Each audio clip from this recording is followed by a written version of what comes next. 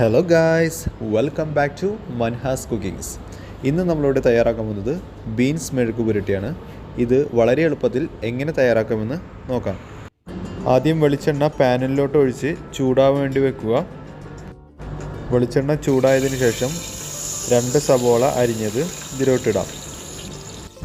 ഇതോടൊപ്പം തന്നെ 1 spoon chilli flakes കൂടി ആഡ് ചെയ്യാം. ഇനി ഇത് നന്നായി മിക്സ് ചെയ്ത് കൊടുക്കാം.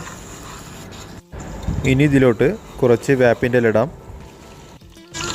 പിന്നെ ഇതിലോട്ട് ആവശ്യത്തിനുള്ള ഉപ്പ് ആഡ് ചെയ്യാം.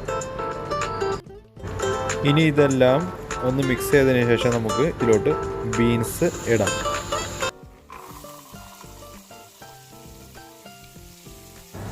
ഇനി നമുക്കിത് നന്നായി മിക്സ് ചെയ്തെടുക്കാം. മിക്സ് ചെയ്തതിന് ശേഷം നമുക്കിത് ഒരു 5 മിനിറ്റ് മൂടി വെക്കാം.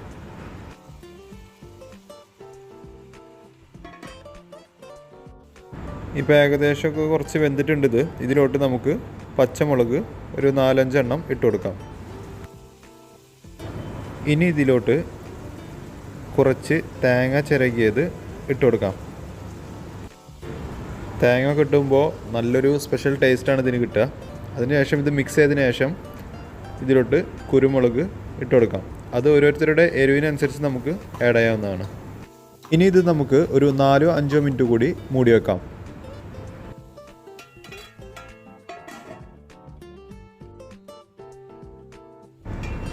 ഇപ്പോൾ നമ്മുടെ ബീൻസ് മെഴുക്ക് പുരട്ടി റെഡി ആയിട്ടുണ്ട്.